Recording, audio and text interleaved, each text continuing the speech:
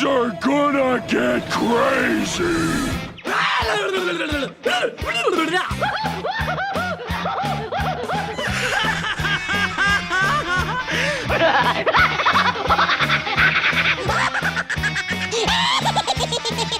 Most everyone's mad here. And it is time for us to begin. Welcome, ladies, gents, and all people alike to AniMat's Crazy Cartoon Cast. And I will say, though, that for this week, it has been a little bit dry in terms of news. I am not gonna lie. Or more specifically, with animation news. And even with the stuff that I will be talking about today, a lot of it is mostly going to be live action stuff. There will be a lot of bonus miscellaneous content in here. However, that does not mean we are not going to have fun, though. I mean, of course, this week we did have the Oscars, and that was probably, well, it's technically the biggest news of the week. But still, there are still plenty of things that we can go and discuss about that we can find from this week. So, with all that said and done, I would like to go into the chat wall, and I would like to ask you guys, are you all ready to get things started with today's episode of AniMat's Crazy Cartoon Cast? Because this might be a little bit shorter than usual, but we are still gonna have a lot of fun. Now, are you ready? Let me hear it. Let me see. Alright, the chat wall seems to be good. I think we got things started. Yep. Alright. I think people got it. I think people are saying that they're ready. Alright, that is great. People are all set. And now we can officially go and get things started. And with the first story that I have for you today, we are going to have a surprising comeback. Now, this is one that actually, not too long ago, they actually made a surprisingly good impression among audiences. Now, of course, not necessarily everybody loved it per se, but it actually turned out to be much better than expected. And of course, it was one of many Disney movies that actually did make over $1 billion during 2019. And what I am referring to, of course, is gonna be Aladdin, in which, yes, Disney is planning a sequel. Yes, it is official. Disney is now set and ready to go and make a follow-up to the 2019 live-action remake of Aladdin. And so far, they did get a few people involved with the project. They got Dan Lin and Jonathan Irich to return as producers, of course, but they did get some brand new writers, which in this case is going to be John Gaddins, and Andrea Burloff. And these are actually two writers that are surprisingly credible. They do have some good works among them. In fact, they are actually both Oscar-nominated writers. Speaking of the Oscars, of course, where John Gaddins actually did get a nomination for his writing in Flight, and then Andrea Burloff did get her Oscar nomination for her writing, or being a part of the writing team, in Straight Outta Compton. Now, as for the rest of the people, the more familiar names that have been attached to the Aladdin movie, like the actors and the director, well, for now we don't fully know, as it even states here in my source here on Variety that so far they don't know if Guy Ritchie is going to be coming back as a director, but they are hoping that once the script is complete, they do want to bring back Will Smith, Mina Massoud, and Naomi Scott to return in their reprising roles. And I'm sure there are people out there that might have some questions regarding this Aladdin sequel, and a few other questions as well. So I'm just going to read a little paragraph here that will answer those major questions for you, as it states here. The film will be a theatrical release and not a Disney Plus title. The original animated movie had 2 straight-to-video sequels, but sources say this new take is completely original and not based on those ideas. So no, this Aladdin sequel will not be based on Return of Jafar or Aladdin and the King of Thieves, which honestly I wouldn't object to an idea of a live-action remake of Aladdin and the King of Thieves, because that movie is actually shockingly good. But also, one more thing that I would like to add about this is the fact about why. Why is it that Disney wants to do it? Well, for that one, this was actually an idea that Disney tried to consider and tried to figure out what to do for a long time. It even says that apparently for now, it's just in early development, but this was a plan that they have waited and they have been considering for at least 6 months now, and they try to figure out what would be the idea of what to do for a potential Aladdin sequel. And considering that they did hire some new writers, it looks like they did get the idea, and right now we're just waiting for the script and see where it goes from there. Now, if I may go and express my opinions on this, my thoughts specifically on the live-action remake of Aladdin, if you haven't seen my review, for me, I would say it definitely is one of the better Disney live-action remakes. Now, that doesn't necessarily make it a good live-action remake because, well, it doesn't make it great either, because for the most part, it is essentially pointless, because it is nearly a shot-for-shot remake. Not entirely, but you're mostly like 90% of the movie, or 95% of the movie, is pretty much the same thing as the animated feature, with a few different exceptions. So it's mostly the same thing. It's no different than what you would get in the animated film, plus the fact that you do have some bad actors and some really bad additions, like Jasmine's new assistant. She is cringy as hell and absolutely annoying. And also the guy who played Jafar, oh my god, he's like laughably bad when it comes to his acting. Like, I remember, like, even some of my family that normally they would love anything that they would watch, like, they even come out and say, I hate the new Jafar. Like, he was that bad. But then again, there are some good things to note about it. Now, despite some of those bad actors, there are some good actors as well. Mina Masood was pretty good as Aladdin, but then you got some standout performances. Naomi Scott, for the first time ever, we got a princess from a live-action remake of Disney that's actually good. And then you got Will Smith, who was the biggest surprise of them all. I know people had a good laugh regarding the bad CGI, which is another problem with the movie, is that the CGI in there can be pretty terrible, but Will Smith himself, in terms of his performance, he's very endearing, he's very charming, and he's not really trying to be like Robin Williams. He's doing his own interpretation of the genie, which is definitely great. So from there, he's definitely one of the better things about the movie, and as a result of that, it does result in one of the better Disney live-action remakes. Doesn't necessarily make it a great movie, but still, at least I would take the Aladdin remake over something like Lion King or Beauty and the Beast or Maleficent or whatever. Now, I just want to go and emphasize on that. But with that said, with the idea that a sequel is coming, at least for me, I don't know if I really want this. I know that I had some fun with it, but I don't know if it's something that I would want again, because the big question with this is, alright, so you're not necessarily doing a remake of something like Return of Jafar or Aladdin and the King of Thieves. What else really is there to do? Is this really an idea that people want to see these people again? Because the biggest problem with these live-action remakes is that, sure, they are very successful, but a big part of their success is because of their connection with what they're remaking of. You know, this movie is massively successful because of people's I don't know why I can't speak today. Of people's nostalgia of the 1992 animated film.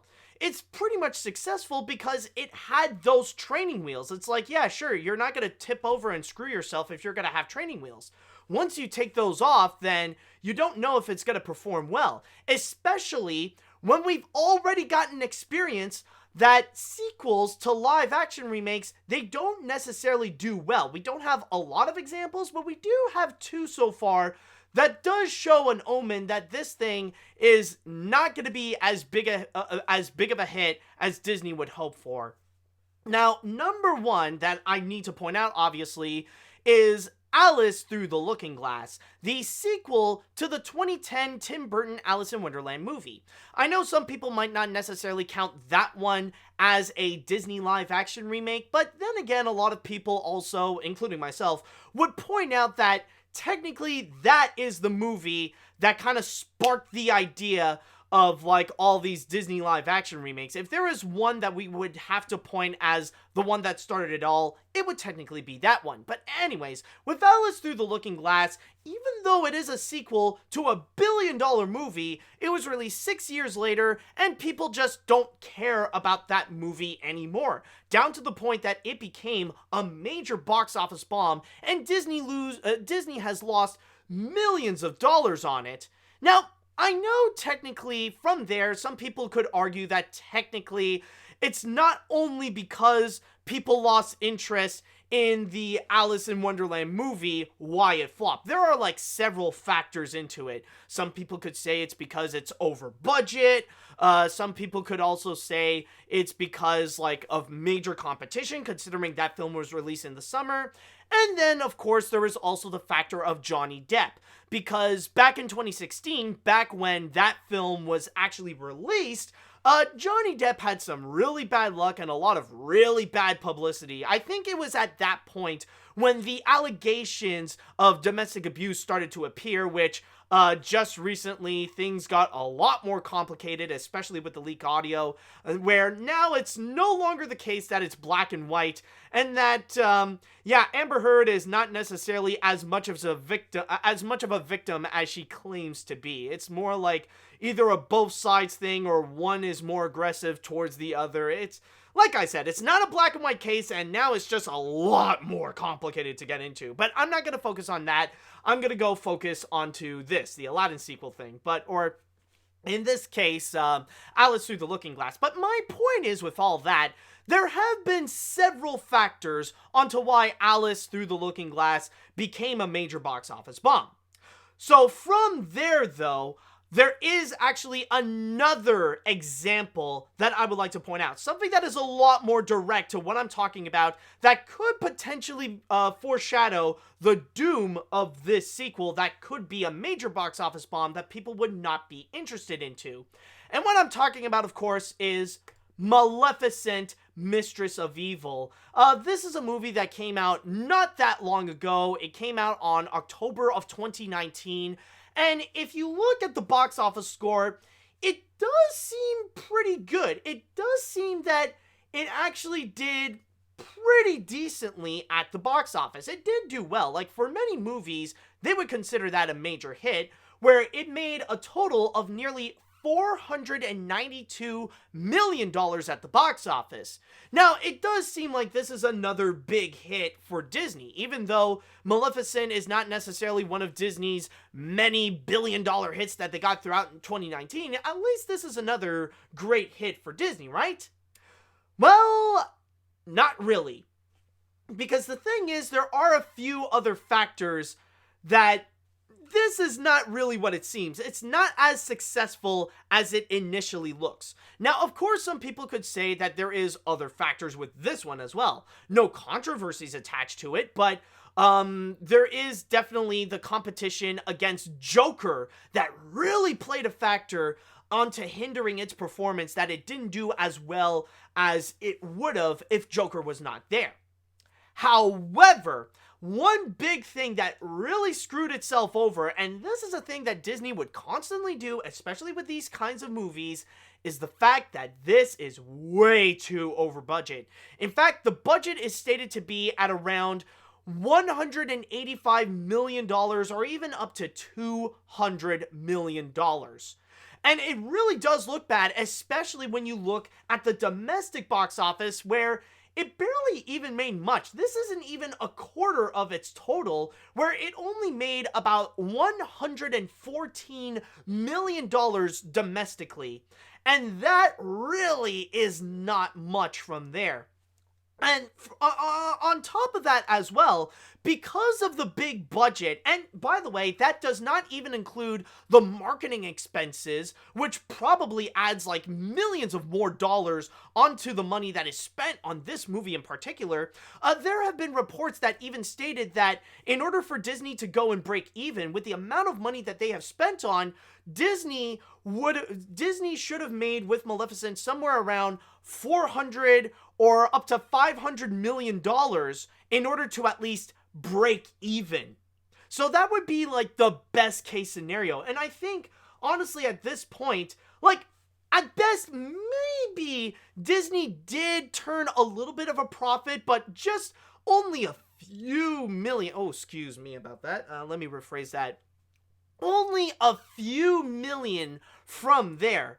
But other than that, like, this is around Disney breaking even. So yes, this might be impressive at first, but Disney spent so much money on it that at the most, probably best case scenario for them is that they made a little bit of money or they just broke even, that they made their money back from what they spent on Maleficent, Mistress of Evil, and that's it.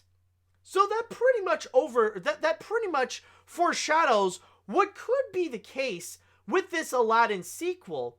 The fact that we've already seen movies like Alice Through the Looking Glass and Maleficent, Mistress of Evil, that they would go and try to make a sequel, really capitalize on the success of the first movies, but they failed to do so. And I can imagine it could be the same thing with this, because now the sequel is going to be coming up, and it's no longer going to be really attached to its original source material, which is the 1992 animated film. So we're not going to be getting most of that. And let's be honest, there's a lot of great factors into it, but are they really going to be enough for people to go and want to watch the sequel to Aladdin? Because from there, like, we know there are many reasons why people would want to see the original, why it was a billion-dollar hit with Disney's Aladdin, because a lot of people want to see Will Smith do his own interpretation of songs like Friend Like Me, or what else is there? Like his own version of Prince Ali, or like hear Naomi Scott and Mina Masood do their rendition of A Whole New World. But we're no longer gonna have those songs again. Like, they're not gonna do the same song and dance, like literally do the same song and dance number for the sequel. Like, what are they gonna do? Bring back Benj Pasek and Justin Paul write some of their generic, forgettable songs again? I don't know. I feel like, at this point, the main hook of what made the first one successful is gonna be gone in the sequel. And I don't know if it's gonna be enough for Disney to really go big, or to really get that same kind of success that they found before, unless they would go and really reduce the budget, like really scale it back, because normally for these kinds of films they would spend like $200 million just on the budget alone, maybe scale it back to just $100 million or something like that. But I don't know, I just don't really have faith, or I don't really like just hearing about the idea of another Aladdin movie based on the live action remake. It's just something that's not interested. Yeah, like, I did get some enjoyment from the original, but not necessarily enough to make me want to go and see it again. Now, I could be wrong, of course, and maybe they could find some great ideas with what they can do with the sequel. Like, one idea that did pop in my mind that would actually be cool to continue this Aladdin live-action remake as, like, a full-on film series is that maybe they could actually go and take inspiration from the other stories of 1001 Nights.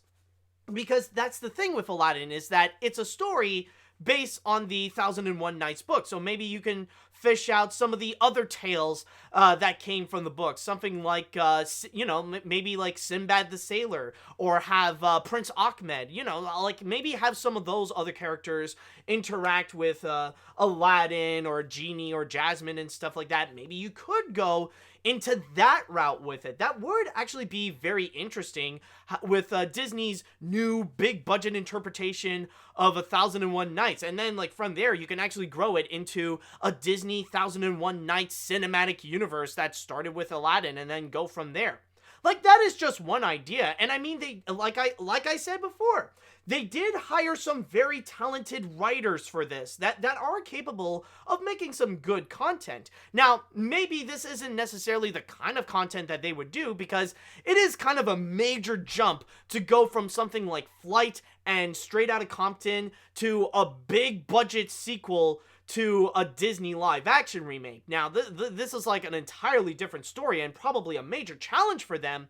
But I don't know, maybe there could be a way that they could find an amazing idea with it.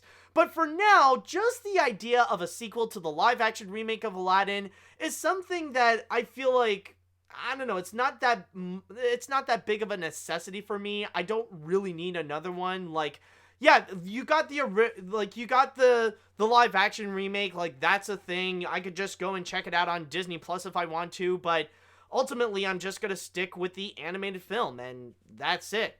So, yeah, like, I don't really... Honestly, I'm not that interested for now, just on the idea alone of another Aladdin remake. That, and also, I don't know if it's gonna be successful, considering what we have seen in terms of the performance of Through the Looking Glass and Maleficent Mistress of Evil, but I don't know. Maybe they'll find an idea. Maybe this idea is just going to be rejected, like, when they can't agree on a good idea with it. Who knows? We'll just wait and see what happens from there. So with that said, I would like to go into the chat wall, and it's time for you guys to express your opinion, and I would like to ask, what do you all think of the idea of a sequel to the live-action remake of Aladdin? Would this be something that you guys would be interested in? Would you want to watch another Aladdin movie with Will Smith and Mina Masood and Naomi Scott? Are you guys not interested at all? Are you not a fan of the Aladdin remake? Let me know what you all think.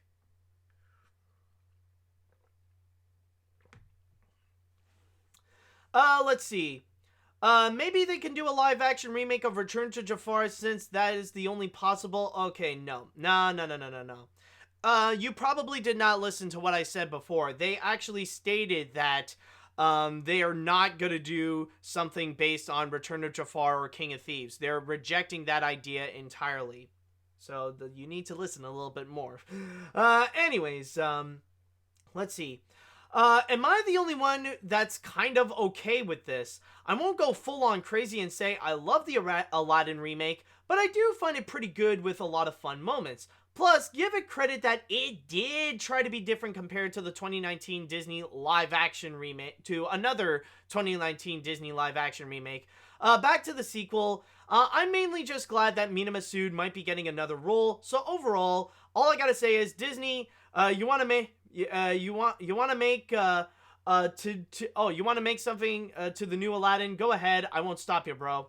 Okay, so we got someone that's open with this, and yeah, I mean, that is true, considering that we did recently hear that Mina Masood did not get any roles or even any auditions since the release of the Aladdin remake. Like, that is understandable. At least there are some benefits that maybe Mina Masood could get another job, so good on him on that. Let's see now.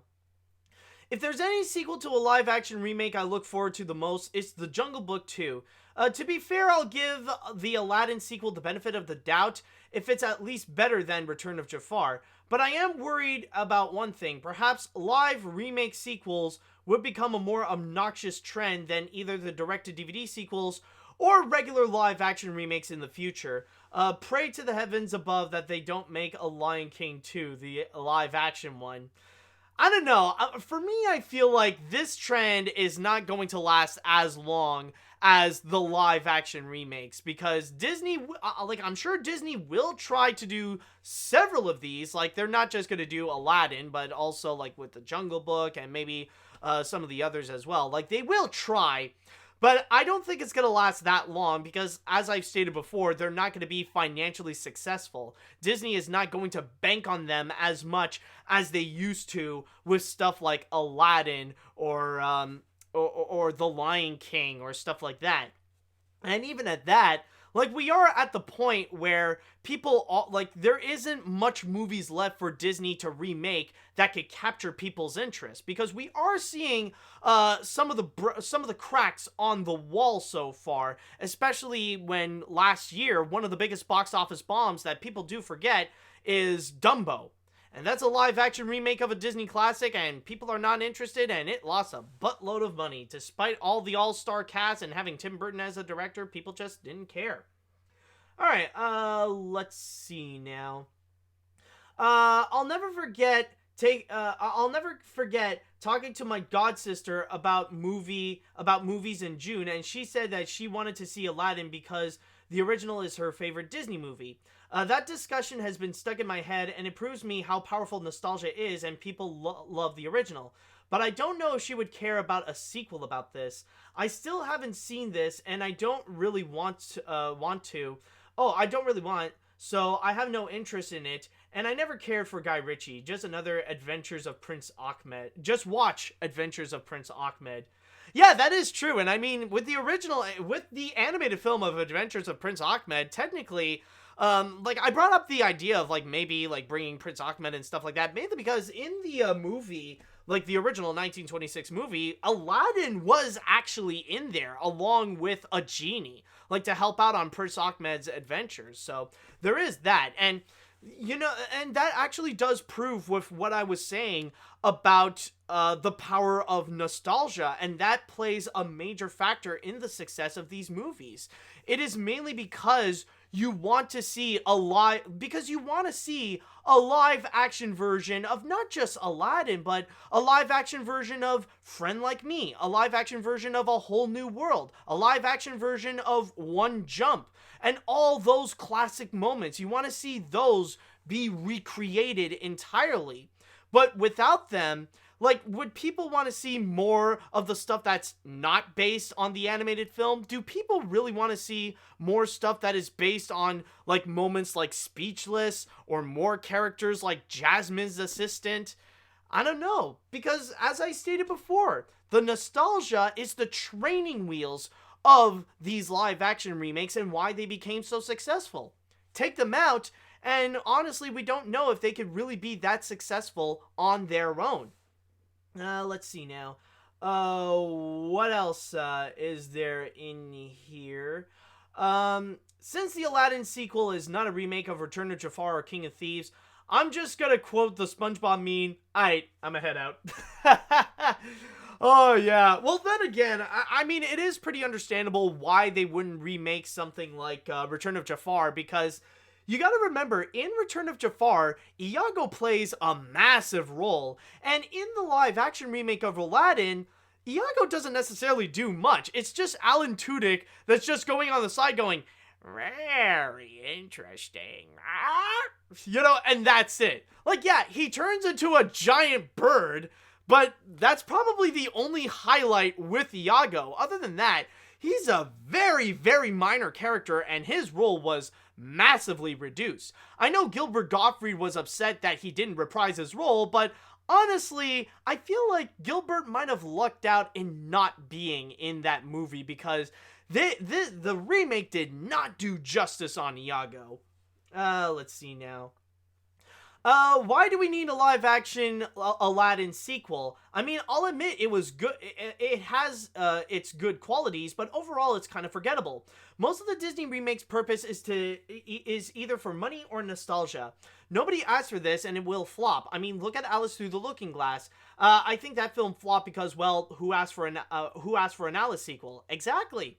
Who asked for an Alice sequel? Who asked for a Maleficent sequel? Not enough. At least in their cases, not enough for people to go see it and make it a major hit, or at least as much as last time. So that's going to be the trouble with this Aladdin sequel. Are people really asking for another Aladdin movie? I don't know. It's going to be tough. I mean, you've pretty much used up most, if not all, the references you can from the original animated film, so what other materials can you do with it in order to keep the nostalgia alive? Let's see now. Hi everybody, what's up? Just got it heard about the live action Aladdin remake sequel, that it's not a good idea if Disney is still awoke like I think. they are, then there'll be some political message in the movie that would undermine either the fun you can have with the concept. And I mean, yeah, some people, like, maybe it is a bit overreading it a little bit, because it is true, some people do state that there is a bit of feminist overtones coming from the Aladdin remake, especially with the role of Jasmine and her song Speechless. Maybe there is a little bit of that. And I mean, I wouldn't be surprised if Disney would put in some kind of woke message onto it, you know, talk about either feminism or racism, or, you know, going into some of these social issues to try to give it some kind of flavor in a way. But yeah, I don't know if it's really going to be that strong. Anyways, I'm going to go and read one more comment before we jump onto the next story that we do have. Let's see here. I'm kind of curious about this live-action sequel. The first film from last year is not great, but rather okay. The CGI is bad and has some bad actors like Jafar and Jasmine's maid, but Will Smith was great as the genie and Jasmine was great, and it did have some moments, but not enough to make me excited for this sequel. But hey, I'm kind of glad this sequel is happening so Mina Masood could get something to work on. Hey, at least it's something for Mina, I guess. But then again, I still say Mina Masood still deserves better. Alright, so, the next story that I have here, honestly, it's the closest thing that I can have to a full-on animation news story. Like, this is the only one that I feel like there is a lot to go and talk about regarding some animation news, and it is actually going to be pretty interesting with what they want to do here. Now, if you are listening to this, then chances are maybe you are a fan or you like to watch a series called RWBY, which is, so far right now, one of, or if not the most popular animated series that has come out of Rooster Teeth Animation. And so far, they are going pretty strong so far. Just recently, they have finished their 7th volume, and in the fall this year, they are going to come out with their 8th volume. So the series is still going strong, and Rooster Teeth is still going strong with them. However, Rooster Teeth now has a little bit more plans with what they want to do with RWBY. And they decided that for the fans, they want to include some new bonuses as well in the form of several spin-offs. Rooster Teeth Animation has officially revealed that there is going to be 3 brand new series based on RWBY. And they are all going to be exclusive for their first program. And, before I continue, understanding their first membership is actually going to be really important for the context of this, because basically the first membership is Rooster Teeth's membership program. That's basically the whole idea of it. It's a little bit like Patreon in a way, where you do pay a fee per month or per year or whatever. You can pick your plan, where you would have to pay a little bit, and in return, you would get some perks related to the content of Rooster Teeth. Like, you would see you would see some Rooster Teeth content before anyone else, among some of the other things as well, where you would go and, you would see not only RWBY, but also shows like Death Battle, Red versus Blue, Genlock, and so much more. So you would immediately get that before anyone else, along with some bonuses as well. And in this case here, you can actually have access to exclusive shows. And this is mainly why I'm going to say that these are more bonuses than they are series. But anyways, reading from my source here in Collider, the shows that they have include here, they said that the first series is going to be a behind-the-scenes talk show hosted by Carrie Shawcross, exclusively for first members. There's no official name for it yet, but fans are more than welcome to share their own ideas in the blog's comments. The new show is described as giving insight into how RWBY brings the series to life each season and what inspires them as artists. So basically, it's a talk show. Excuse me. It's a talk show discussing about the behind the scenes of making the series. What are some of the ideas that they brought up? Why would they do some of the plot points? How they managed to achieve their art style in the show, and all that kind of stuff. It's mainly a behind the scenes look in the form of a talk show. And then from there, they even got another series, again, that is going to be exclusively on First, which is a live action series that sees Rooster Teeth Animation members and special guests diving into a RWBY-inspired Dungeons & Dragons campaign set in the fictional fan-favorite world of Remnant. And they also promise as well that there will be some merchandise based on the show that will be in the Rooster Teeth store. And then finally, they mentioned that Rooster Teeth Animation is going to bring in, or right now they are in the early stage of development on a handful of new animated shorts featuring original RWBY fairy tales. These spin-off shorts will have a different look to them, intended to be 2D animation with mixed media. The unnamed shorts were conceived as the sort of fairy tales that Yang and RWBY's father Tai Yang might have told the girls at bedtime. The series is also expected to arrive later this year as a First exclusive.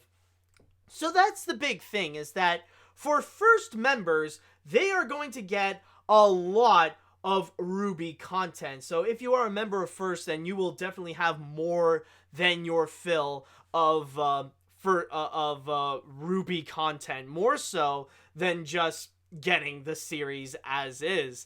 And I can definitely see with what Rooster Teeth is trying to do is that this is definitely, like, this year Rooster Teeth is going on an aggressive and heavy marketing campaign in order to really entice RWBY fans onto the First program, in order to really get them in order to go and, like, have the subscriptions on and to give them a lot of RWBY bonuses. Now, this is not necessarily a bad thing because, like, they're really delivering on a lot of stuff. Now, I don't know if there is a confirmation if this is just going to be exclusive to First, or if they will eventually release this to the public or put them as, like, bonus features on like the DVDs and Blu-rays and stuff like that.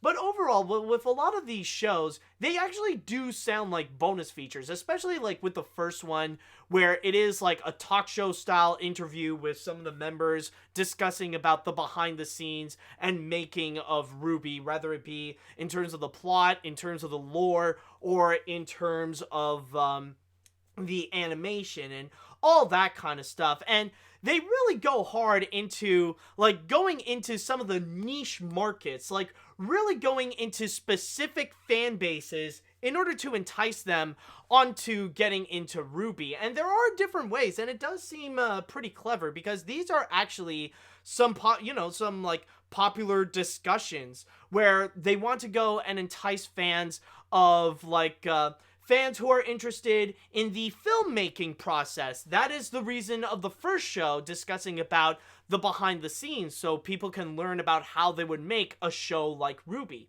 And then there's also the Dungeons & Dragons fans, because there really is a big market out there of these Dungeons & Dragons style shows, where maybe they don't necessarily have to go based on the Dungeons & Dragons franchise, but it is actually very popular, where you would have these web shows or podcasts where all they do is play Dungeons & Dragons. Like, they don't necessarily have any stunning visuals or anything like that. You just see a bunch of people get together and they play Dungeons & Dragons, where you would see the fans, where they would also interact on the side as well and just have their little fun with it.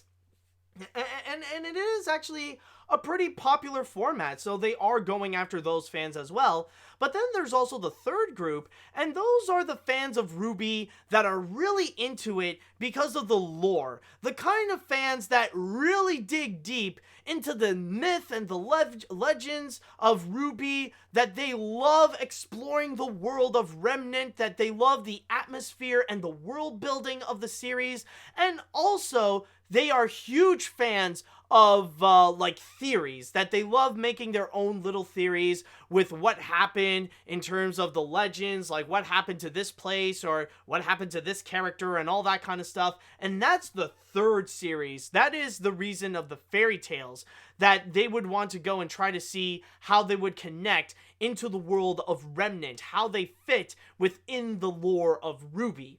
So it is kind of a clever way with how Rooster Teeth is trying their best to really go after all different kinds of RWBY fans in order to entice them onto the first membership, which if I could go and just check it out, like if I click on it and enter into Rooster Teeth's website, like they did state that like there's a lot of stuff so far that like if you get into first. So apparently it says like if you are a member of First, which apparently it states is it's just $6 a month, where apparently it says it's like being a member of First, it allows you to support the shows you love, early access to all videos, exclusive and live content, no pre or mid-roll ads, offline viewing, background play, $5% off of store discounts, early access to ticket sales, and gold star by your username.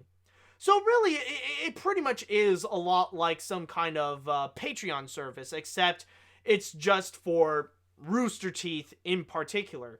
Like I know how it is to run my own Patreon and run this kind of service. So really going after the RWBY fans, especially when the series is still going strong. And even for me, like I really do enjoy the series, and admittedly though, I do need to do a lot of catching up. I think I forgot to keep watching it after volume 4, so I still need to go and check out 5, 6, and 7. So I at least I still have a little bit of time before 8 would come out in the fall. But overall, it is actually pretty interesting with the way that Rooster Teeth is really going hard in terms of trying to entice RWBY fans onto the first membership, that they want to get them with a talk show, a behind-the-scenes talk show, with a Dungeons and Dragons campaign, and with like a little series of shorts. Now, is this going to work for Rooster Teeth?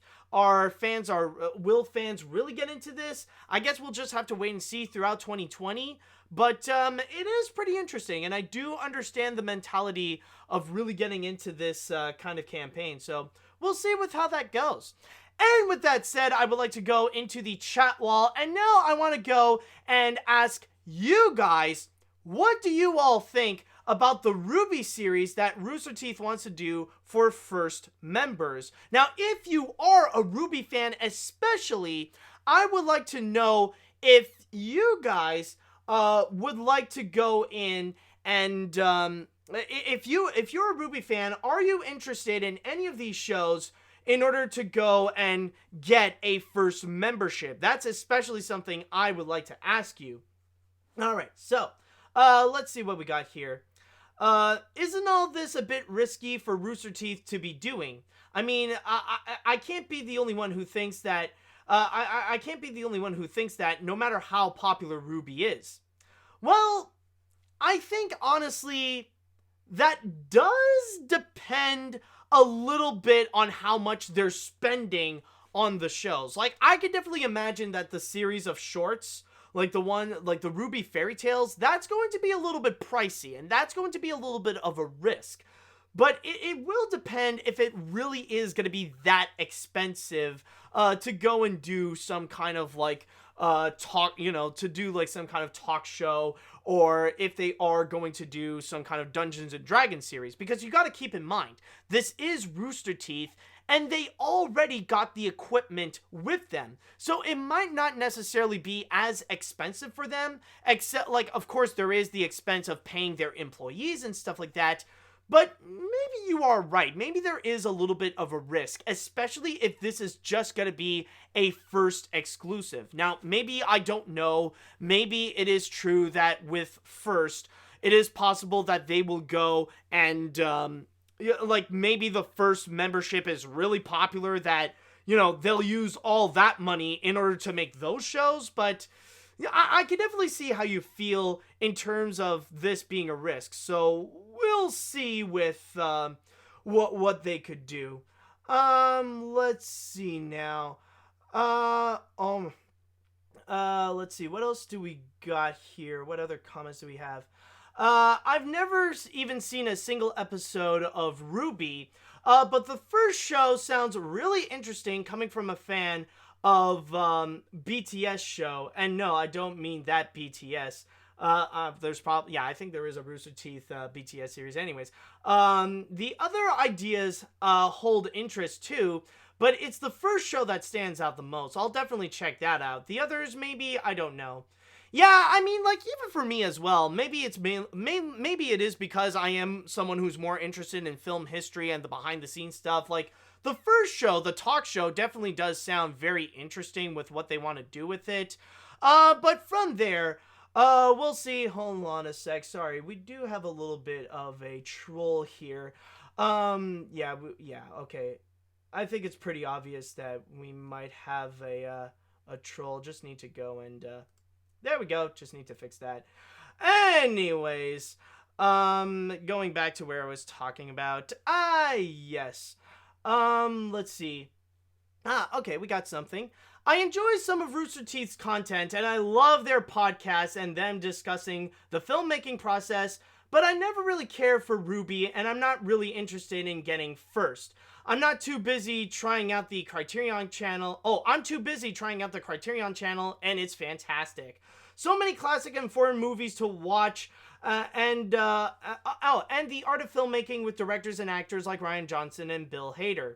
Yeah, I mean, like, this is honestly something that does feel like another like some people could interpret this as another streaming service and stuff like that. So it is understandable if, the budget could actually depend on that if you want to go and invest on it or not. Let's see. What else do we have? Do we have any other comments? Well, do we have any comments from, like, RWBY fans, or because I see a lot of people are like, they're not, like, they're interested or not interested and stuff like that. Let's see. Do we have something else? Okay, I'll just go with this one, and then I'm gonna jump on to, the next story. Okay, yeah, I'll just go with this. Honestly, I'm not really into RWBY, and I haven't really seen anything from Rooster Teeth Animation, but there is one project from them I am looking forward to, and that is, where is it? I think I lost my track. Okay, from them I am looking forward to seeing, and that is the upcoming Transformers War for Cybertron trilogy for Netflix.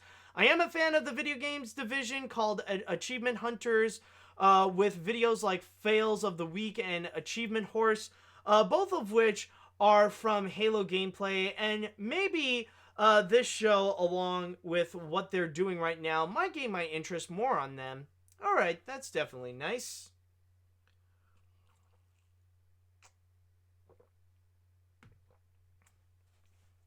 Alright, so now for our next story, it's gonna be a little bit of a bonus miscellaneous. And from there, this is going to be a story in which, it recently did occur, but I feel like, you know what, it might be pretty interesting to talk about, since the subject of DC movies have been pretty popular lately, especially with the release of Birds of Prey, which, say what you will about the box office performance, but I definitely do see tons of people talking about it on the internet. But there is one movie in particular that people are right now looking forward to, and that is going to be The Batman. And that is going to be the new version of The Batman. And that is mainly because the director of the feature, Matt Reeves, is going to be coming back with the Batman right now, and well, we actually do have our first ever look with Robert Pattinson dressed up in the Batman costume. So we're just gonna go and check out this little clip. It's only a minute long, but let's go and check out how he looks. And enjoy some nice little music on the side.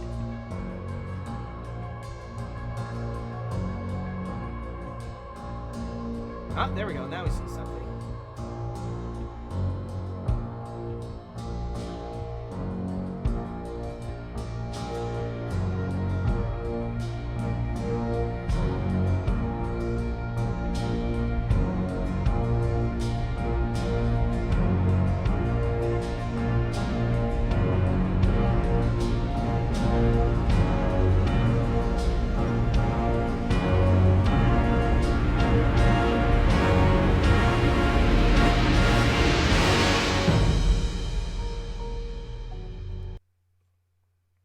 Yes, and that is our first ever look of Robert Pattinson in the Batman suit. Now, basically, this is just a little camera test with a little bit of music on the side done by Michael Giacchino. So it was mostly to see how Robert Pattinson looks as Batman, but it also serves as our first ever look with how he looks like in the costume. And in this article on Variety, it actually does explain a little bit more about Robert Pattinson's feelings about being in the Batman costume. And he stated right over here, you do feel very powerful immediately, and it's pretty astonishing, something that is incredibly difficult to get into. So the ritual of getting into it is pretty humiliating. You've got 5 people trying to shove you into something. Once you got into it, it's like, yeah, I feel strong, I feel tough. Even though I had to have someone squeezing my butt cheeks into the legs. So it is a pretty tight fit, but once he's in, he feels mighty, he feels powerful. And from there, though, we do also know about some of the other casts that will be in this Batman movie.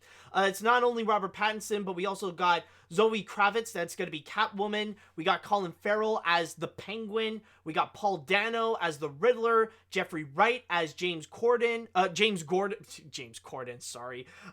Wright as James Gordon, and Andy Serkis as Alfred Pennyworth, so Andy Serkis is going to be the butler for Bruce Wayne. And on top of that, we do have a release date, believe it or not.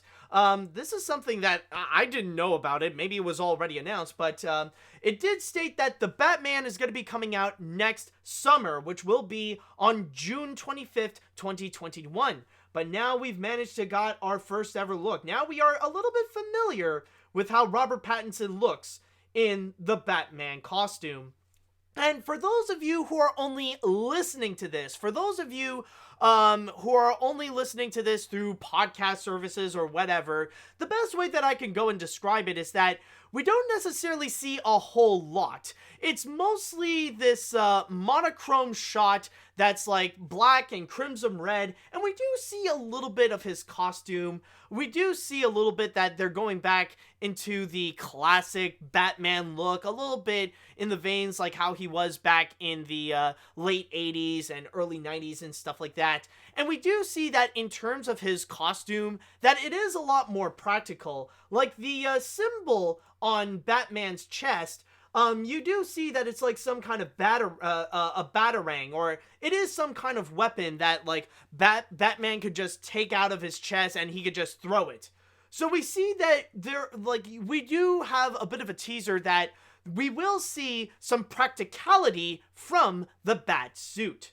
And honestly, looking at this and seeing how Robert Pattinson is as Batman, so far the dude fits the part very, very well. It actually does look great. And honestly, I just need to make a comment that, over the years, I definitely am, it feels great to see Robert Pattinson grow as an actor and see how his reputation just skyrocketed after the whole thing with Twilight. Because I remember back in the past, like 10 years ago and stuff like that, where the Twilight series, used to be this major film franchise where, despite being massively popular, massively popular, and it has its fans, like, it was also known as the film series that it was cool to hate. Where there are people that have a passionate hatred for Twilight and the movies and stuff like that, and that they're not necessarily critically received, and there are some notably bad moments from those things, and some people even state that it makes vampires look bad, like the days of Dracula being scary is pretty much long gone now that we got sparkly chested man being all gloomy and acting like an emo while trying to be so attractive, getting the love of the girl and all that kind of stuff. It was the dumb thing to hate.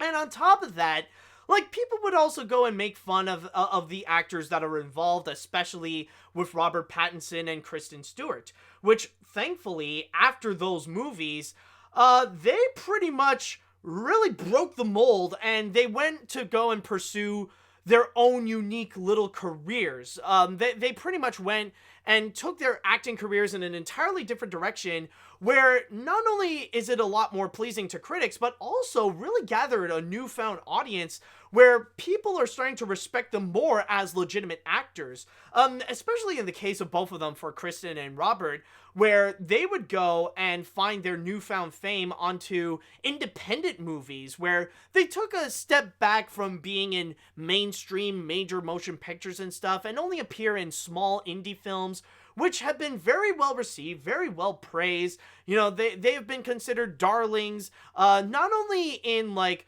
limited theaters and stuff like that, but also in film festivals as well. And in the case of Robert Pattinson, he really climbed up the ranks when it comes to, like, being a very respectable actor and appearing in these major independent features that got massive praise, and some people would even go as far and put them among their top 10 movies of the year. And a great example of what I'm talking about is last year with the movie Lighthouse. Now, a lot of people would say that it definitely is a freaky movie, and for the most part, it's just Robert Pattinson and Willem Dafoe, where they're both like sailor type people that are just stuck in a lighthouse, and you just see how their sanity is just pretty much crumbling before their eyes. And it definitely is a fantastic movie. If you guys haven't seen it, I highly recommend you go and check it out. It's a definitely unique cinematic experience. It's freaky, but it is very well made. I gotta give the filmmakers some major credit there. And even one person is saying in the comment, most of the Twilight cast members actually really didn't like being in the movie saga.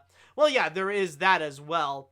And from there, it is true, like, yeah, that also does play another major factor in the hate of Twilight, where not even the actors are really that fond into it, but, like, a lot of the people that were involved in those movies, like, they went on to do much better stuff, and that is especially the case with Kristen Stewart and Robert Pattinson, where they went on to go and have a lot better movies. They went on to go and make better features. Now, slowly but surely, they are coming back to the mainstream to make some, some big studio films. Like, not too long ago, we had Kristen Stewart appear in, we had Kristen Stewart be a part of, what was it? I'm trying to think. Oh, Charlie's Angels. Like, we had Kristen Stewart be the star of the Charlie's Angels reboot, where even though that film became a flop, but still, I mean, like, it is something. And Robert Pattinson is coming back to another major motion picture movie, but as Batman. And honestly, it's kind of ironic, but also kind of hilarious at the same time, where we see Robert Pattinson coming back in another major motion picture movie where he's like a bat-type character, but instead of a vampire, now he's pretty much the Batman. But now he's in a role that's a lot more respectable. He's in a role that a lot of people are excited to see him on, and especially in this, so far from the little clips of it, at least among the shadows, he does look well in the part. He does look very promising, and so far, from what I've heard within the studio, people are saying nothing but good things about Robert Pattinson. He's one of those actors that, from the things I've heard, that if you've met him in real life, if you get to know him in real life, he's actually a pretty swell guy. He's actually pretty cool. In fact, there is a comment here coming from Zoe Kravitz when it comes to working with him when she would play as Catwoman and he would be as Batman, where she would state, I've never worked with him before, but we've been together for the last few weeks. I had to camera test with him, and now we've been training together and rehearsing together, and he's just been a delightful person and such a wonderful, thoughtful actor. It's going to be a long shoot, and there is a lot of pressure, and I know he has my back, and I have his. So that's very nice, you know?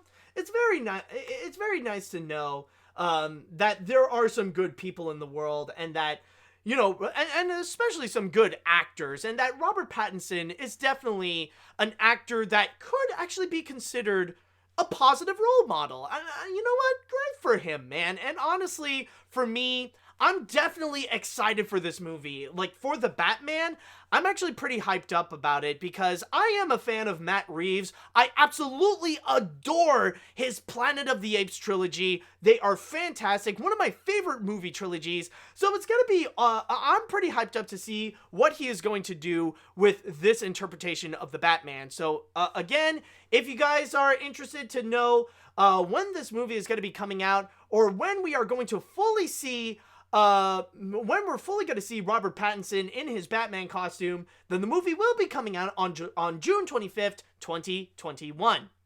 So, with that said, I would like to go into the chat wall, and I want to go and ask you all, what do you think of Robert Pattinson as the Batman? So far from the clip that you've seen, does he look the part? Do you think you're going to be interested to check it out? Let me know what you all think on this.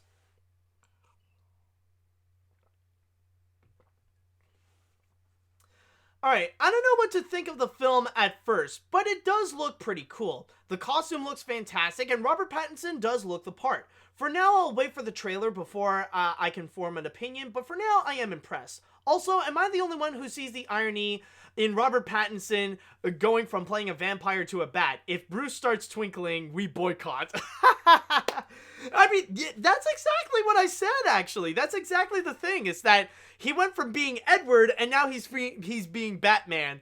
It's just, for some reason, bats are going to follow Robert Pattinson throughout his life. Like, honestly, he's one of those people where, career-wise, he could say that the bat is his spirit animal, in a way. I guess you could say that. Let's see. I don't know how to feel about Robert Pattinson as Batman, considering that everyone has saw Ben Affleck as Batman in the DC Extended Universe. What will DC might do about it? Well, I mean, it's going to be the same. Well, honestly, the thing is with this is that they're going to do the same thing like they did with Joker. I mean, Joker, technically, that's not part of the DCEU. That's not part of the DC universe. That's not, that's not attached to the Ben Affleck Batman and stuff like that. In fact, the DCEU already had Joker with Jared Leto. It didn't go well, but at least that was something. But in the case of Joker, it was meant to be its own thing. And I think that's going to be the same thing with this one, is that this movie is not going to be a part of the DCEU. That's just going to be its own thing. I mean, I think it's safe to say that, considering that the DC Extended Universe is kind of crumbling before our eyes, right now, especially considering that we just saw Birds of Prey kind of tanking at the box office, I mean, it is understandable why Warner Brothers would want to go and start fresh with their DC characters, especially with a character that is as beloved as Batman, that we would need a new take to wash off the bad taste from people's mouths from movies like Batman v Superman, Dawn of Justice, and the 2017 Justice League movie. That or probably they're still rioting to go and have, like, the Snyder Cut to happen. Oh boy, like that thing is just like that I keep seeing that thing still trending on Twitter and stuff like that. I still see that happen on the trending tab. It's like, why is this still a thing? Why does this still exist? Why are people still going around asking for the Snyder Cut, man? It's like, why, man? Why? Oh man, can't we just have the Batman and move on? Please! Oh man, it drives me nuts every time I see that thing trending. Anyways, let's see. To say he looks not bad. Granted, a light would be nice, cause too dark to see, but still, he looks awesome. I have some optimism for this film, even to be the Iron Man of of climactic universe. In fact, this really might have an opportunity to be a mystery film, as Batman is a detective. I just hope it's better than Batman v Superman or Justice League. Or can carry the torch of Michael Keaton or Christian Bale or Will Arnett. Okay, maybe not Will Arnett. Like, I'm not expecting Robert Pattinson to be freaking absolutely goofy with his performance, man. Will Arnett is pretty much in his own league right there. He's more closer to Adam West than anything. But anyways, well, I mean, I do understand a little bit that, you know, they would make this pretty dark. I mean, you gotta keep in mind, like, it's gonna be over a year until the movie is officially gonna be released. So I think they do get a little bit of a pass to not fully show us the costume, that they're just giving us a tiny bit of a teaser of it. So I think, you know, it's okay. They can get a little bit of a pass on that. Let's see. I'd be curious to see how Pattinson delivers Batman, so I'll wait and see on this. But can we talk about the whole 2019 Charlie's Angels thing, and that it's not a reboot? I have stated many times that it's not a reboot. I have been saying that, and it confirmed that it's a continuation and not a reboot. Sorry about this rant, but it's just so sick of people mislabeling movies as a reboot, even though it's not in real life. I mean, I do understand. Like, I do get what you mean, considering, like, Sony has been doing that a little bit, where they're kind of promoting it as a reboot, but it's actually not. It's a little, like, I'll give you that with Charlie's Angels, it's a little bit of the same thing with what they did with Ghostbusters. It's not a reboot per se, but kind of a continuation. But then again, I don't know. I haven't really seen the movie, and that thing kind of bombed anyway, so, like, from there, it's not really that big of a deal. So, but I do get what you mean. Like the important thing is if you feel better getting that out of your system. Do you feel good? Good. So, like, if the case may be, I do apologize if I mislabeled it as a reboot or whatever, but I didn't know, because that is kind of the direction Sony wanted to go with it. Let's see. I'll read one more comment before we're going to jump on to our next story. Let's see.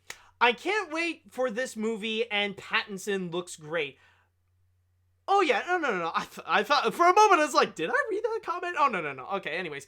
I can't wait for this movie, and Pattinson looks great. Matt Reeves has proven himself with both Dawn and War of the Planet of the Apes, and each cast announcement gets more and more exciting. Seriously, watch The Lighthouse and Good Time for a great Pattinson performance. The cast is like an A24 movie with a massive budget. I love the fact that Pattinson and Stewart do these indie movies because they got all the money from Twilight, so nothing but respect. Exactly, man. Exactly. You got, like, I have nothing but respect for Kristen Stewart and Robert Pattinson right now, so good on them, and I can't wait for Robert to be Batman.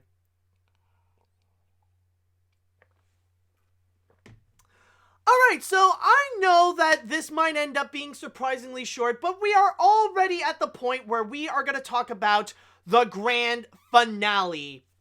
And for this one, what I am going to be talking about is actually regarding the Oscars. Now, if you guys do listen to this podcast, then you probably do know that this is going, like, with this podcast, I have already made an entire episode dedicated to the Oscars.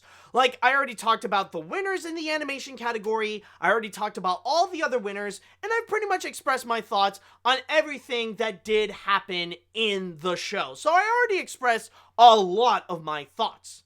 However, right afterwards, there seemed to be one controversy that came out that already sparked a bit of backlash, a bit of outrage. And no, I do not mean about anything related to the winners. I don't mean the kind of like butthurt fanboys crying that, oh, this movie should have won instead of that movie and all that kind of bullcrap. I do not mean that at all. What I mean, though, is the one moment in particular, you might remember this, it's about this one in particular. Let's just wait for this to load. I'm talking about this one. If you've seen the Oscars, then you might remember this thing.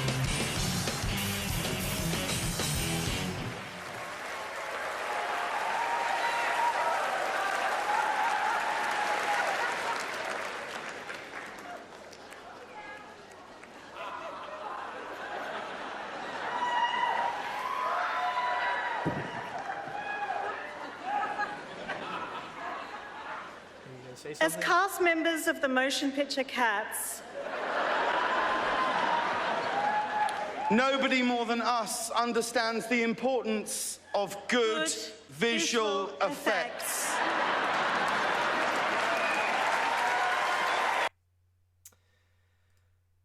So yeah, for those of you who are only listening, if you don't have the audio of this, basically, it is the moment when James Corden and Rebel Wilson came in to present the category of Best Visual Effects, and on top of that, they came in completely dressed up like their respective characters in the 2019 movie Cats, which they were both starred in.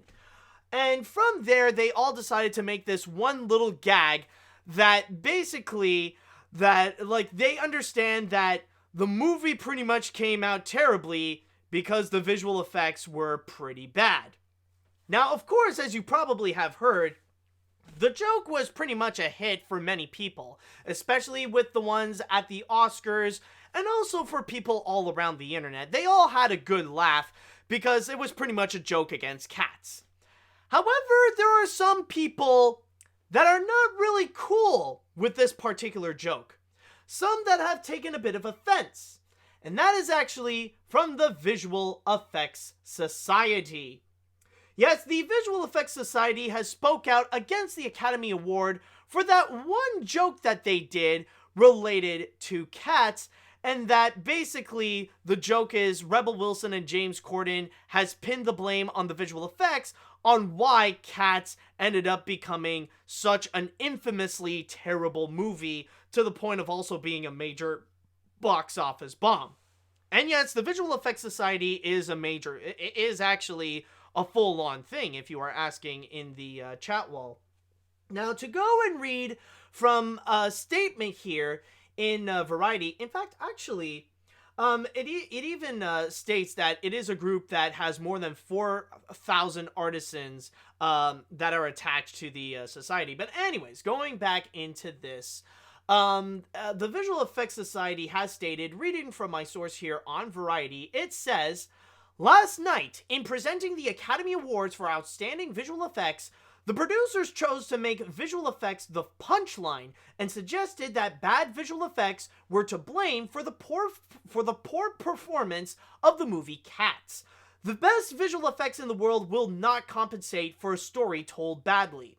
The Visual Effects Society is focused on recognizing, advancing, and honoring visual effects as an art form, and ensuring that the men and women working in visual effects are properly valued. And before I continued, I just would like to go and make one quick comment, because there is something here that I completely disagree with the Visual Effects Society, and that they are stating that the story is to be blamed more so than the visual effects on how terrible Cats turned out to be. And the reason why I disagree on that is mainly because we are talking about Cats. One must have a story in order to criticize that the story is bad. That's one of the big problems with Cats in general, not just the film, but the musical entirely. Why it's such a divided musical in the first place, it's because there is no story to begin with. It's just it's just a consecutive series of meeting this one random cat with an outlandish and bubbly kind of personality. They make one whole musical number about it, and then they jump to the next. And that's pretty much it. It's rare if you can legitimately find a story. I don't know, a bunch of Jellicle cats come together. They got to pick a cat to go to the Heaviside Lair, and that's it. And they decided to go with this one cat that's more like a ratchet-ass hoe. And they decided to take that one cat and just throw that cat to the Heaviside Lair. Nobody likes that cat anyway, so screw it. Let's pretend that, she's right about it. Here, go to the Heaviside Lair. There we go. We got rid of that thought.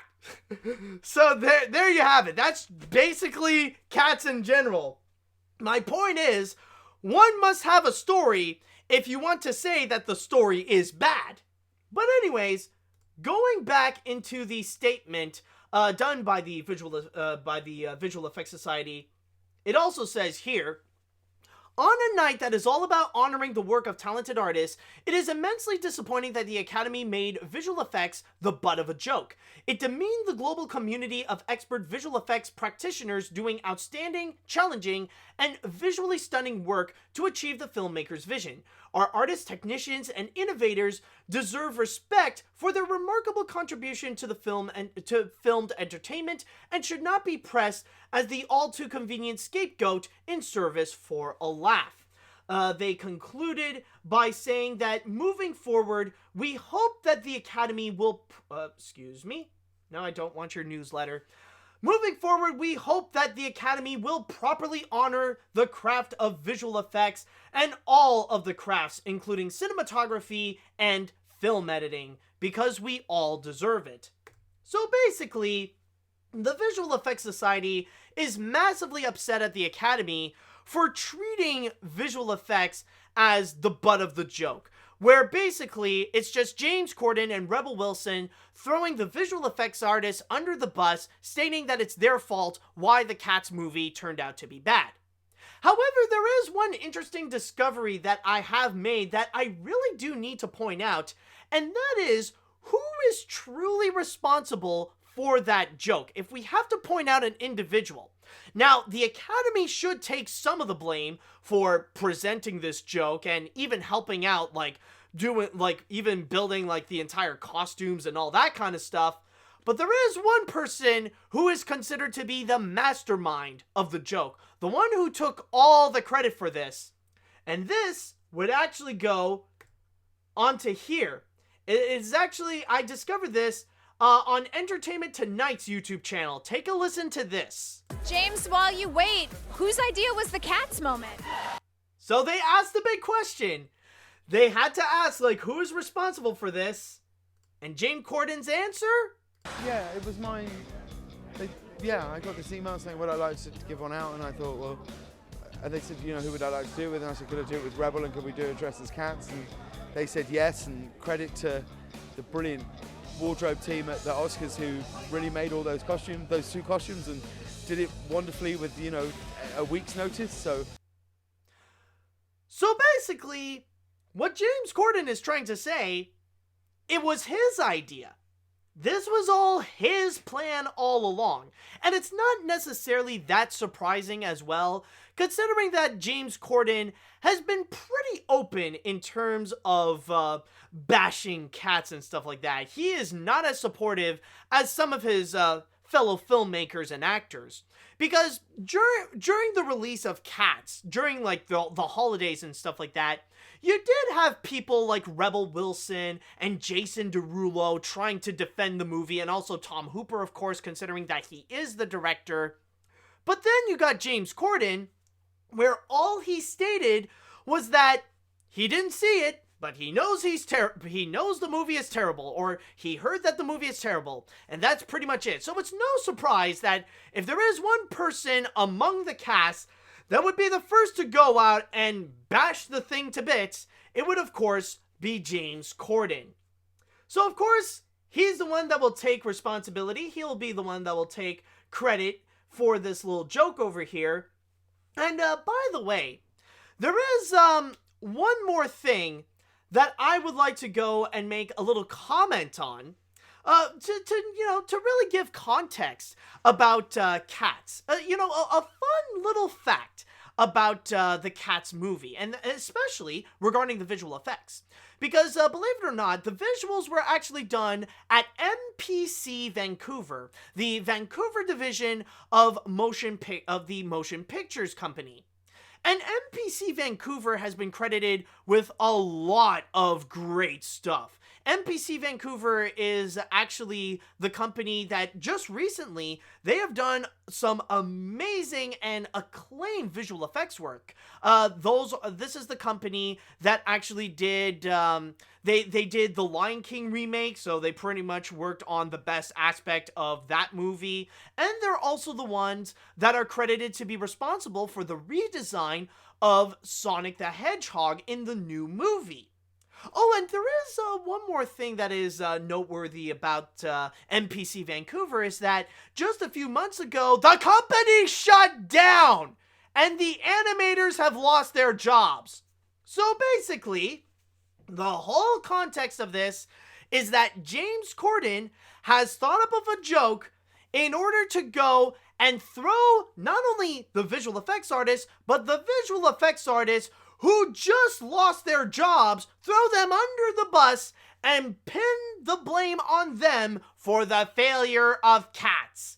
That's basically the whole moment of their little gag of the Oscars. And I mean, of course, this is going to be a little aspect that many people would really overlook, mainly because it's Cats. Because, making a joke about Cats nowadays, it's still way too easy. It's still way too easy.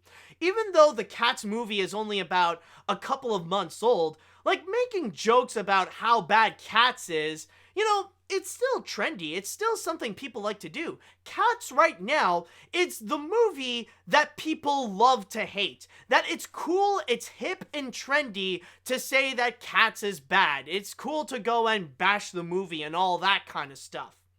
But while, yes, it is definitely true that the visual effects, they are frightening to see, the more you do look at it, or the more that you do think about it, the root of the problem is not necessarily the execution of it. Maybe there are some that, it did look bad, especially when they move and when they come to life and stuff like that, but it's not necessarily the visual effects fault. This is the kind of movie where the visuals are terrible because the concept of it's such a terrible idea in the first place. Just the idea of trying to make these mutated cat people, with tails that's just growing out of their bodies, it's just a bit of a cringy and unpleasant thought. So if there is anyone that really is to blame for the visual effects, it's not the artists and animators working on them, because ultimately, they're just doing their jobs. At the end of the day, the people who should take responsible for this is Tom Hooper and the producers and executives, because these are the people who have the most creative control. They're the ones who would have the final say if the movie should look like this or not. So it's mostly their fault of why Cats looks like that in general. I remember years ago, I used to have a bit of that mentality where I would blame the artists and animators onto the visuals and stuff like that. And, would scapegoat them onto saying that it's their fault, why the visuals kind of stuff, what were the animators thinking and all that, have a bit of that mentality. But as I grew older and I learned more about the filmmaking experience, I do realize that ultimately, for the artists and animators, it's not their fault with how the visuals come out. They're just simply doing their job. They're just doing what they're told in order to bring what they say to the big screen. They're just doing their jobs at the end of the day. It's mostly Tom Hooper and the people that are above him that should take responsibility, because they're the ones that decided, okay, sure, let's make it look like that and we'll just go from there. It's kind of shocking how not one person in the top didn't sit there and just say, excuse me, are you sure the visuals should look like that? They kind of look frightening. I don't think people would be appeal to that. So my point is, with all this, I definitely do understand why the Visual Effects Society is so massively upset, because they are often sick and tired of being thrown under the bus whenever a movie does not necessarily perform well, or when the visuals are notably bad. You know, they always get pinned the blame and stuff like that. And especially in the case of Cats, the visuals are not the only things that are a major problem. In fact, it's kind of hypocritical that people like James Corden and Rebel Wilson would throw the visual effects artists under the bus, considering that their obnoxious performance would partly be responsible for the problem with the movie in general. There's a lot that really goes in. Like, honestly, you could make a whole freaking video essay, an hour-long worth video essay about the problems of the Cats movie. Like, there's so much, and they definitely made a major factor onto that. So overall, yeah, like, when you do, like, this is one of those things that when you do think about it, it is a massively douchey move from James Corden and Rebel Wilson, especially from James Corden, to throw them under the bus for what's basically a cheap gag. Like, nowadays, it's easy to go and make a joke on Cats and say how bad it is and stuff like that. You know, like, when you make the punchline that Cats is bad, you know, you're really going for the low-hanging fruit there. So yeah, honestly, it is definitely of poor taste, and you know, it kind of, like, it really does make me, it makes things worse for my point of view on James Corden, because, like, the more that I keep hearing about the guy, the more that it's starting to show that in real life, he's nothing but a bit of a douche nozzle. Like, he is not a pleasant person, you know, like, where, you know, it's kind of like the opposite of what I just talked about before, where Robert Pattinson, he's a great guy. James Corden, a bit of a douche. You know, pretty much as obnoxious and as cringy as the things that he would do in his career. So yeah, honestly, I definitely do side with the Visual Effects Society. That was just a really bad joke, and hopefully they're not going to go and throw visual effects artists under the bus again whenever a movie would flop. Anyways, I'd like to go into the chat wall once again, and I want to go and ask you guys, what do you think about the Cats joke now? I know some of you might think that it was funny and stuff like that, but now I want to know, what do you think about it now? Is it still funny to you? Is it something of poor taste? Do you side more with James Corden with making the joke, or do you side with the Visual Effects Society not cool with the joke? Let me know what you all think. Let's see, I need my drink.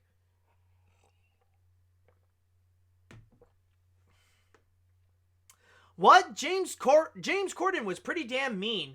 Thought about this story. I just want to bring up one movie, Hoodwinked. The movie has some rather crude and poor CGI, but it was still very well received because of the great comedy, good story, and rather unique take on the fairy tale parody genre, which was popular during the movie's release. It shows that you can have a movie with bad visuals, but still be good with the help of good writing. Oh my god. That is honestly a truth that has not been expressed enough. There needs to be more people that needs to say this.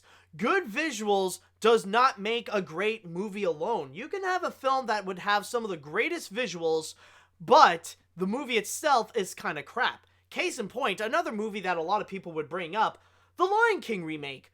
The visuals are phenomenal. They're groundbreaking. They're revolutionary. The movie itself is literally just a shot-for-shot remake of the original animated film. It's a full-on soulless movie that has no point to exist. But yet, the visuals are fantastic, so you do see what I mean. Like, you can have a movie with really garbage visuals, but still be an amazing film, but great visuals can also make a bad movie. Honestly, this is exactly why I value more on things like writing more so than visuals. I'm more I am full on substance over style than style over substance. Let's see here. I'm gonna side with the Visual Effects Society since it was a poor idea from the start, and Tom Hooper technique was much more difficult than simply doing mocap. I think this bit came off as tone deaf because they insulted the animators and artists even though they were in the movie itself. The animators on Cats have worked on some great projects, and the effects was just the product of poor direction. Exactly. It even says here that the visual effects artists that did work on stuff like The Lion King and The Jungle Book stated that Tom Hooper should be more to blame than the visual effects team. And it's definitely true, because Tom Hooper is the one that has the most control on, well, outside of like the producers and the executives, he has the most creative control on what the movie should look like.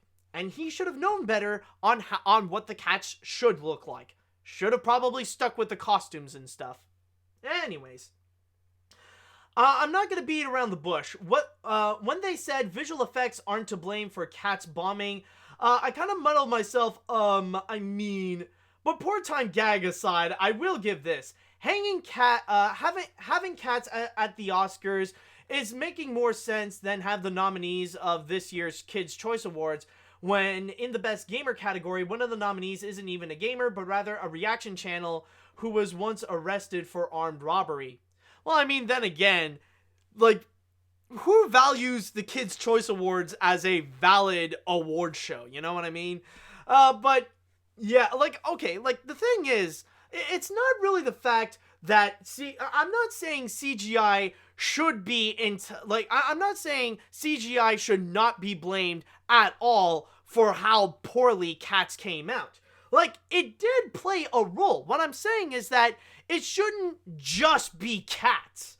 Like, James Corden trying to throw Cats under the bus, and Rebel Wilson trying to throw the visual effects team under the bus. I mean, they're equally, or they are much more of a bigger problem than the visual effects. So yes, they do play a bit of a factor, but that's not the only problem with the Cats movie. Let's see here. What else do we got? I never cared for James Corden. He seems to just want the attention and that's it. Cats itself, I heard there are roaches and rats in the movie that are worse than the cats themselves.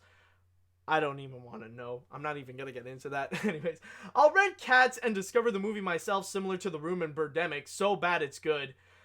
I'm not going to lie, guys, and I'm just going to be real.